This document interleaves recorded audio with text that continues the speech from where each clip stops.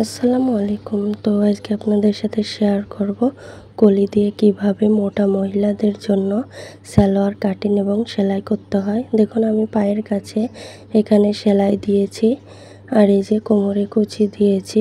তো সম্পূর্ণ ভিডিওটি প্রথম থেকে লাস্ট পর্যন্ত দেখবেন, তাহলে ইনশাল্লাহ আপনারাও কাটিং এবং সেলাই শিখতে পারবেন। তো বন্ধুরা, আমার চ্যানেলে নতুন হয়ে থাকলে অবশ্যই চ্যানেলটি সাবস্ক্রাইব করে দিবেন, পাশে থাকা বেল বাটন অন করে দিবেন নতুন নতুন ভিডিও দেখার জন্য। আর যারা অলরেডি সাবস্ক্রাইব করে দিয়েছেন তাদেরকে অসংখ্য ধন্যবাদ। তো ভিডিওটি ভালো লাগলে অবশ্যই লাইক কমেন্ট শেয়ার করে দিবেন, আর ভিডিওটি কেমন হয়েছে অবশ্যই কমেন্ট করে জানাবেন। তো দেখুন আমি এখানে 2 হাত বহরের আড়াই গজ কাপড় নিয়েছি, যেহেতু আমি এখানে কলিটা মোটা করে দিব। তো আমি একদম সহজ নিয়মে দেখিয়ে দেব, ভিডিওটি না টেনে সম্পূর্ণ দেখতে থাকুন। তো দেখুন আমি সম্পূর্ণ কাপড়টি মেলে দুটি ভাঁজ দিয়ে 4 পার্ট করে নিয়েছি। তো দেখতে পাচ্ছেন আমার সাইডে আছে বন্ধ পাশ আর ওই সাইডে আছে খোলা পাশ। তো উপরে 1/2 ইঞ্চি সেলাই মার্জিনের জন্য নিয়ে দাগ দিয়ে দিব। তো এখন দেখুন এই দাগের বাইরে এই যে কোমরের জন্য 6.5 ইঞ্চি ফিতা বাইরে রাখবো। মোট লম্বা থাকবে সালোয়ারের 40 ইঞ্চি, আরও 1/2 ইঞ্চি বাড়িয়ে মোট 40.5 ইঞ্চিতে এভাবে দাগ দিয়ে সোজা করে নিয়েছি। তো এই পার্টটি মোট আমি লম্বা নিয়েছি এই যে 34.5 ইঞ্চি। তো আপনারা আপনাদের মেজারমেন্ট অনুযায়ী কম এবং বেশি নিতে পারবেন। তো এরপর পায়ের মোহরি মাপটি নিব। তো এখানে আমি পায়ের মোহরি হচ্ছে 13 ইঞ্চি, 13-র অর্ধেক হচ্ছে 6.5 ইঞ্চি, আরও আমি 1 ইঞ্চি নেব বেশি সেলাইয়ের জন্য। তো দেখুন এরপর হাইয়ের মাপ নিব। তো এই যে উপর থেকে 6.5 ইঞ্চি বাদ রেখে এখন আমি এখানে এই যে 40-এর 4 ভাগ করলে হয় 20 ইঞ্চি। তো 20 ইঞ্চিতে দাগ দিয়ে এভাবে দাগ দিয়ে দাগ অনুযায়ী কেটে নিব। তো এরপর এই যে আমি যাহার জন্য করব তার হিপের মাপ নিতে হবে। তো হিপ হচ্ছে 44-এর 4 ভাগ করলে হয় 11 ইঞ্চি, আরও অবশ্যই 2 ইঞ্চি বেশি নিতে হবে। তো এরপরে আপনি যতটুকু বাড়িয়ে নিতে চান তো ততটুকু নিতে পারেন। আপনি যদি 2.5 থেকে 2 ইঞ্চি নেন তাহলে আর এই যে কলি দেওয়ার প্রয়োজন নেই, যেহেতু আমি এখানে অনেকটা ঘের লাগবে আমার এখানে। তো তার জন্য আমি সাইড থেকে যে কাপড়টা বেঁচে গিয়েছিল তো সেই কাপড়টা এখানে জয়েন্ট দিয়ে কলিটা দিয়ে বাড়িয়ে নিব। তো এখানে আমি 1/2 ইঞ্চি সেলাই মার্জিনের জন্য দাগ দিয়ে নিয়েছি, যেহেতু সেলাই করার পরে যাতে কম না হয়। তো এরপর এই দাগগুলো আমি মিলিয়ে নিব। এখন দেখুন এখানে আছে যে 3.5 ইঞ্চি। তো এই পাশেও আমি 3.5 ইঞ্চি নিব, আরও এই যে 1.5 ইঞ্চি নেব বেশি হাইয়ের শেপ দেওয়ার জন্য।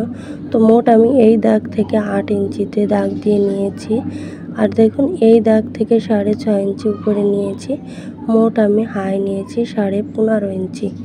তো দেখুন 40 ইঞ্চি লম্বার সালোয়ারের জন্য আমি হাইটা নিয়েছি 15.5 ইঞ্চি। তো দেখুন আমি এই দাগটা সোজা করে নিচ্ছি বোঝার সুবিধার্থের জন্য।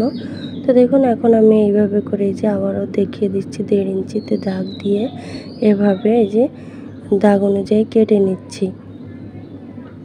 তো দেখতে পাচ্ছেন এই যে কাটিং করা হয়ে গেছে। এখন কোমরের এই যে বেল্টের কাপড়টি কাটবো। তো দেখুন এখানে আমি যে 4টি পার্ট নিয়েছি। এখানে আমি যেহেতু কোমরে কম হয়ে যাবে এক পার্টে, তো তার জন্য আমি এই যে 2টি ভাঁজ দিয়ে নিয়ে 4 পার্ট করে নিয়েছি। এখানে আমি এই যে 1.5 ইঞ্চি নিয়েছি ফিতা ঘরের জন্য, নিয়ে এভাবে সোজা করে দাগ দিয়ে নিয়েছি। তো দেখুন এখন আমি এই যে কোমরের লম্বা নিব 6.5 ইঞ্চি, আরও 1/2 ইঞ্চি বাড়িয়ে মোট 7 ইঞ্চিতে দাগ দিয়ে নিয়েছি। এখানে মোট টোটাল কাপড় চওড়া নিয়েছি আমি 8.5 ইঞ্চি। তো নিয়ে অতিরিক্ত কাপড়টুকু কেটে নিব। তো দেখতে পাচ্ছেন এখন আমি এখান থেকে এই যে সেলাই মার্জিনের জন্য 1/2 ইঞ্চি এই যে দাগ দিয়ে নিয়েছি। এখন টোটাল লম্বা থাকবে 25 ইঞ্চি। তো দেখুন এই যে 25 ইঞ্চিতে দাগ দিয়ে আমি এই অনুযায়ী কেটে নিচ্ছি, যতটা প্রয়োজন সোজা করে কেটে নিব। তো দেখতে পাচ্ছেন এই যে এখানে 25 ইঞ্চি আছে।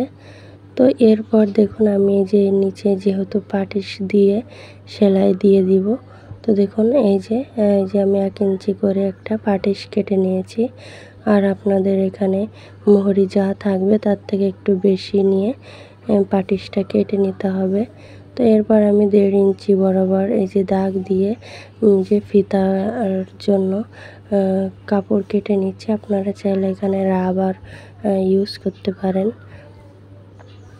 তো দেখুন এইভাবে করে যে সম্পূর্ণ আমি ফিতাগুলো কেটে নিচ্ছি। তো দেখতে পাচ্ছেন এভাবে করে যে এইখানে আমি জয়েন্টে বাড়িয়ে নিব, কাপড় যেহেতু কম ছিল। তো আমার সম্পূর্ণ কাটা হয়ে গেছে, এখন আমি সেলাই করে দেখাবো। তো দেখতে পাচ্ছেন এই যে প্রথমে এই যে আমি নিচে কলিগুলো ওই যে পাটিশগুলো লাগিয়ে নিব। তো তার জন্য আমি একটা টুকরা কাপড় নিয়েছি, নিয়ে এর উপরে বা এই যে বক্রমটা রেখেছি, রেখে এই যে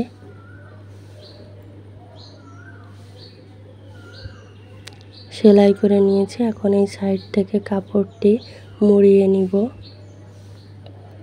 আর কাপড়টি অবশ্য উল্টা পিঠে তার উপরে বক্রমটি বসিয়ে সাইডে এক পাশে এভাবে মুড়িয়ে সেলাই করে নিয়েছি, আর এক পাশে এই যে দেখুন সেলাই করে নিয়ে এখন আমি এই যে সালোয়ারের কাপড়টি ফিল্টেম পাশে রেখে এর উপরে এই যে দেখুন এই সালোয়ারের কাপড়টি আমি ফিল্টেম পাশে রেখেছি, আর এই যে বক্রমের কাপড়টি উল্টা সাইডে রেখে এর উপর দিয়ে সেলাই বসিয়ে এভাবে করে নখ দিয়ে একটু চেপে নিব, তাহলে এখানে খুব সুন্দরভাবে সেট হয়ে যাবে। তো এখন আমি একদম কর্নার দিয়ে চিকন করে সেলাই দিয়ে দিচ্ছি। তো দেখুন এখানে কাপড়টি টেনে টেনে সেলাই দিতে হবে, আর আমি ফিল্টেম পাশে সেলাইটা দিচ্ছি। তো দেখুন এর সাইডে আমি এই যে 2 সুত পরিমাণ সরিয়ে আমি সেলাইটা বসিয়ে দিচ্ছি। তো আমি এখানে 4টা 5টা সেলাই দিব। তো আপনারা আপনাদের মেজারমেন্ট অনুযায়ী দিয়ে নেবেন আর রুচি অনুযায়ী। তো দেখুন আমি এই যে এখানে 3টা 4টা সেলাই দিব। তো আমি একই নিয়মে আরেকটা পায়ের কাছে সেলাইটা দিয়ে নিব। তো আমি দুটো দেখাতে গেলে ভিডিওটি অনেক লং হয়ে যাবে, তো তার জন্য আমি একটা দেখাচ্ছি, আপনারা একটা দেখলে অবশ্যই করে নিতে পারবেন। তো আমি এটা করে নিব, এটা আর আমি দেখাবো না। তো দেখুন এই যে আমি দুইটা করে নিয়েছি।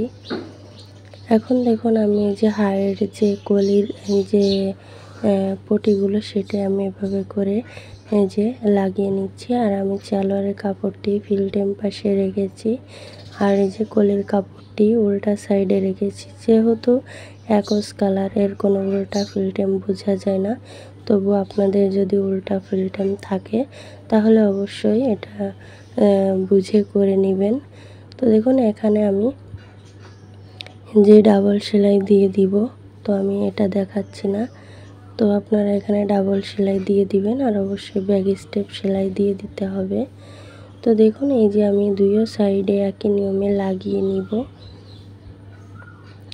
এখন আমি এই যে হাইয়ের যে সাইডের যে সেলাইটা, তো সেটি দিয়ে নিব। তো আমি ভিতর সাইডে রেখেছি ফিল্টেম পাশ, আর 2 সাইডে রেখেছি উল্টা পাশ।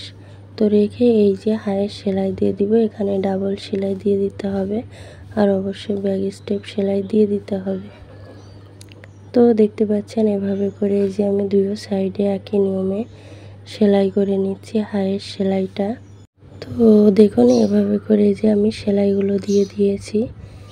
তো এই যে এটা আমি ডাবল সেলাই দিয়ে দিব। তো দেখুন এই যে সেলাই দেওয়া হয়ে গেছে। এখন আমি এই যে পায়ের কাছে মোহরির সেলাইটা দিয়ে দিব। তো মোহরি হচ্ছে 13, 13-র অর্ধেক হচ্ছে 6.5 ইঞ্চি। তো 6.5 ইঞ্চিতে দাগ দিব, দিয়ে এই বরাবর আমি সেলাই করে নিব। তো আপনারা আপনাদের মেজারমেন্ট অনুযায়ী কমও নিতে পারেন, বেশিও নিতে পারেন, কোনো সমস্যা নেই।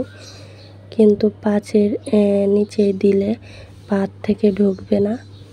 আপনারা 5.5ও দিতে পারেন, 6ও দিতে পারেন। তো দেখুন আমি সম্পূর্ণ এভাবে সেলাই করে নিব। তো এই সাইডেও আমি একই মাপ দিব, দিয়ে সেলাই করে নিব। তো বন্ধুরা, আমার চ্যানেলে নতুন হয়ে থাকলে অবশ্যই চ্যানেলটি সাবস্ক্রাইব করে দিবেন, পাশে থাকা বেল বাটন অন করে দিবেন নতুন নতুন ভিডিও দেখার জন্য। আর যারা অলরেডি সাবস্ক্রাইব করে দিয়েছেন তাদেরকে অসংখ্য ধন্যবাদ। তো ভিডিওটি ভালো লাগলে অবশ্যই লাইক, কমেন্ট, শেয়ার করে দিবেন। আর ভিডিওটি কেমন হয়েছে অবশ্যই কমেন্ট করে জানাবেন। তো আমি দুটি সেলাই দিয়ে নিয়েছি। এখন আমি এই যে সালোয়ারের কাপড়টি ফিল্টেম করে রেখেছি। এখন আমি বেল্টের কাপড়টি লাগিয়ে নিব।